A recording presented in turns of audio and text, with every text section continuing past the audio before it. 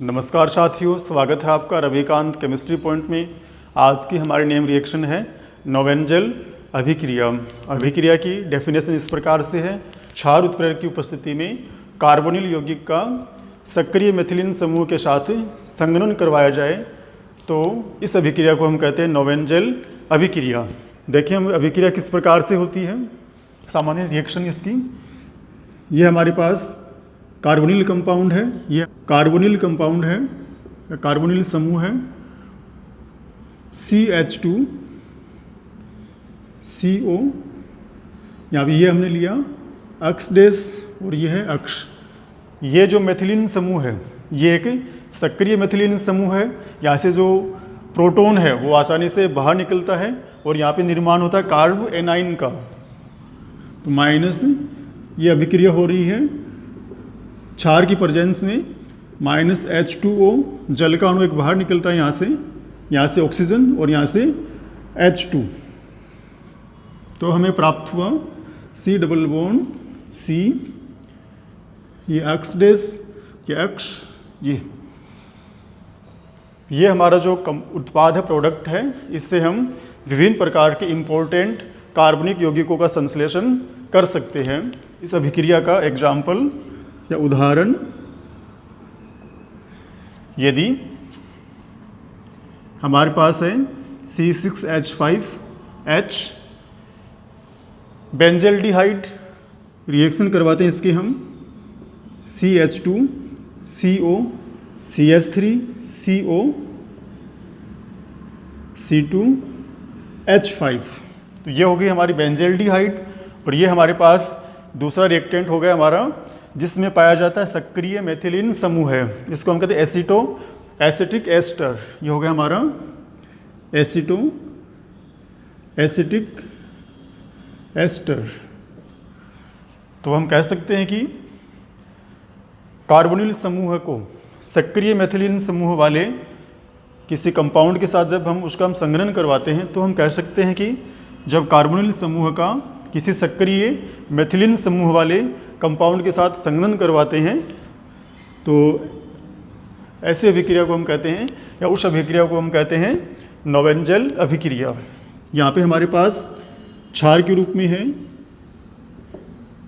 Sodium ethoxide, यहाँ पे हमारे पास बेस के रूप में सोडियम एथोक्साइड, तो -H2O और हमें प्राप्त हुई ये संरचना CO CH3CO,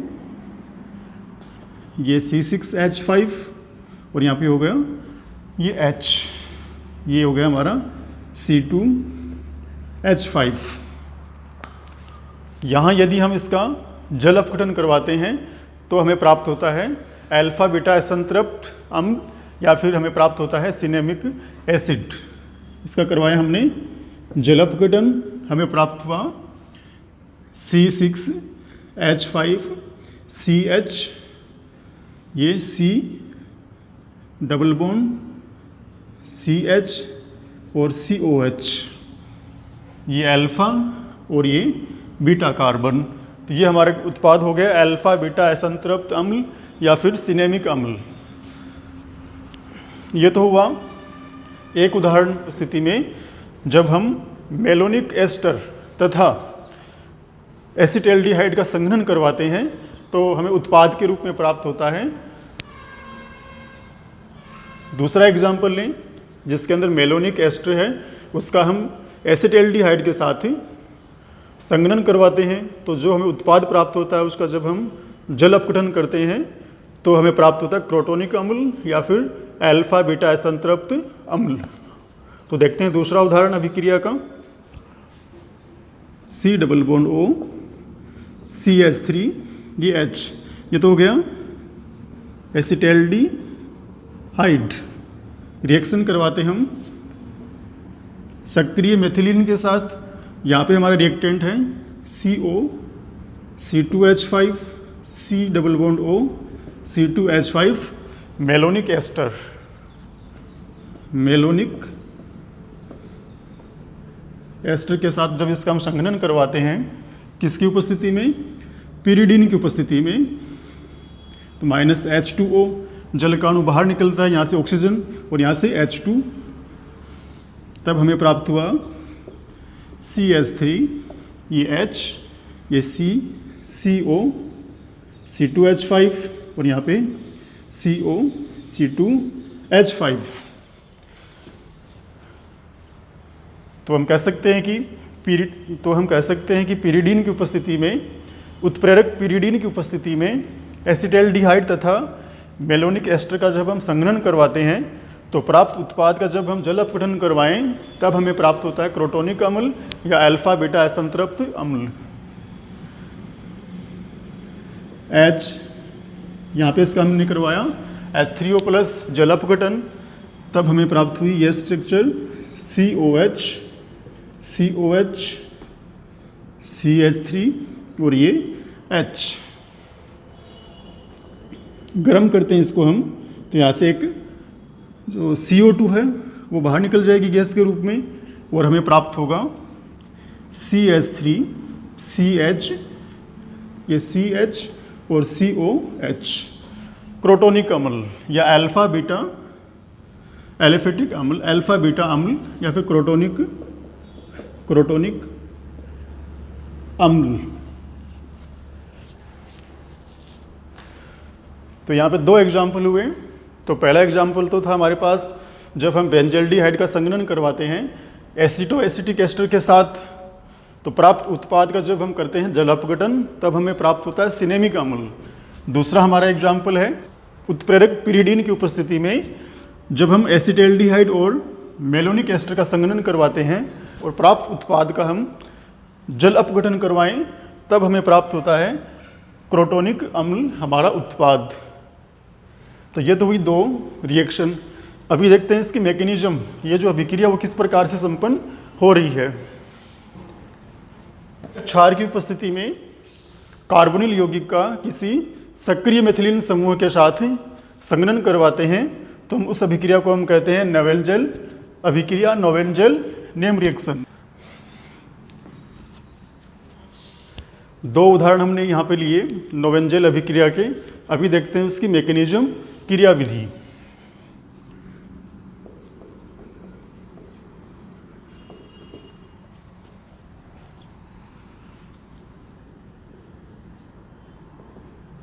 ये हमारे पास है बेस और ये हमारे पास रिएक्टेंट है जिसके पास क्या उपस्थित है, यहाँ पे ये सक्रिय एक्टिव मेथिलीन समूह है जो प्रोटॉन आसानी से त्यागता है और निर्माण करता है कार्ब एनाइन का। CO, C2H5, CO, C2H5, malonic ester, malonic ester. तो ये बेस, इसे आवश्यकता है प्रोटॉन की, ये यहाँ से प्रोटॉन लेता है और इस कार्बन पे होता है ऋणावेश और हमें प्राप्त हुआ कार्ब एनाइन। तो minus BH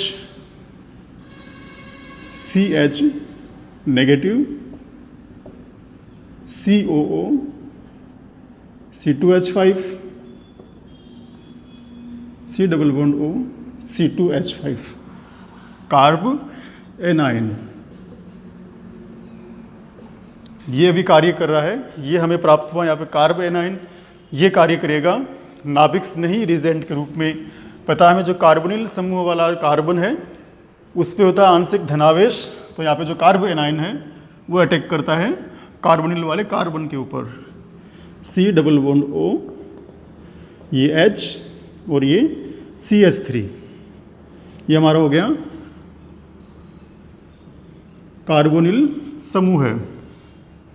CH negative, CO ET, CO ET, ये एथिल है। यहाँ पे इसे हम C2H5 लिख सकते हैं, C2H5 या ET के रूप में इसे शॉर्ट में लिखा हमने C2H5। ये जो कार्ब एनाइन है वो अटैक करता है इस कार्बन के ऊपर, तो ये इलेक्ट्रॉन चले गए ऑक्सीजन के पास। CO नेगेटिव, ये CH3, ये H, C, यहाँ पे ये CH, CO, C2H5 और ये CO, C2H5। जो हमारे बेस है उससे प्रोटॉन हम वापस लेते हैं और ये प्रोटॉन जुड़ता है इस ऑक्सीजन के साथ, CH3, COH, ये H, ये CH, CO, C2H5 और CO, C2H5। यहाँ से निकले जलकाणु बाहर, यहाँ से तो निकला प्रोटॉन बाहर और यहाँ से निकला हाइड्रोक्सिल समूह बाहर, तो -H2O हमें प्राप्त हुआ। CH3, CH double bond CH, CO, C2H5, CO, C2H5। ये जो हमें उत्पाद प्राप्त होता है, यहाँ पे इसका हम करवाते हैं जल अपघटन, तब हमें प्राप्त होगा क्रोटोनिक अम्ल। जल अपघटन CH3, CH double bond CH, COH और ये COH, इसे हम गर्म करते हैं तो यहाँ से CO2 बाहर निकलता है, इसे हम गर्म करते हैं, CO2 यहाँ से बाहर निकलता है और हमें प्राप्त होता है CH3, CH द्विबंध CH और COH, क्रोटोनिक अम्ल या अल्फा बीटा असंतृप्त अम्ल, अनसैचुरेटेड एसिड। तो ये हुई हमारी नोवेंजल अभिक्रिया, जिसकी मैकेनिज्म इस प्रकार से है। इसके लिए, इस अभिक्रिया के लिए हमें आवश्यक है, ये जो अभिक्रिया है वो क्षार माध्यम में संपन्न होती है और हम यहाँ पे लेते कार्बोनिल समूह है या कार्बोनिल यौगिक, और साथ में हमें चाहिए सक्रिय मेथिलीन समूह वाला कंपाउंड, यानी वो हो सकता है एसिटो एसिटिक एस्टर हो सकता है या फिर वो मेलोनिक एस्टर हो सकता है। अभी हम बात करें, ये जो रिएक्शन है ये संपन्न, इसकी जो प्रोसेस है वो है, इसकी जो प्रकृति वो है उत्क्रमणीय, यानी ये जो अभिक्रिया है ये बाईं तरफ और दाईं तरफ दोनों तरफ समान रूप से चलती है। और यदि हम नोवेंजल अभिक्रिया है उसकी एक कमी है, कमी वो इस प्रकार से है, ये जो नोवेंजल अभिक्रिया वो उत्क्रमणीय प्रोसेस से संपन्न होती है और जो साम्य है वो बाईं तरफ खिसका होता है, यानी हमें रिएक्टेंट अधिक प्राप्त होता है और उत्पाद की मात्रा हमें कम प्राप्त होती है। तो इस समस्या का हल किया कोप नामक वैज्ञानिक ने। उसने कहा यदि इस अभिक्रिया के अंदर हम बेंजीन मिला दें, क्या मिला दें? बेंजीन, तो जो जल है वो बेंजीन के साथ स्थिर कवाथी मिश्रण बनाता है, उसे हम माध्यम से बाहर निकाल लेते हैं और तब हमारा जो साम्य है वो दाईं ओर खिसक जाता है और हमें उत्पाद की अधिक मात्रा प्राप्त होती है। इसलिए इस अभिक्रिया को हम आजकल कहते हैं कोप नोवेंजल अभिक्रिया। कोप नोवेंजल अभिक्रिया भी इसे हम कहते हैं। तो ये हुई हमारी नोवेंजल अभिक्रिया।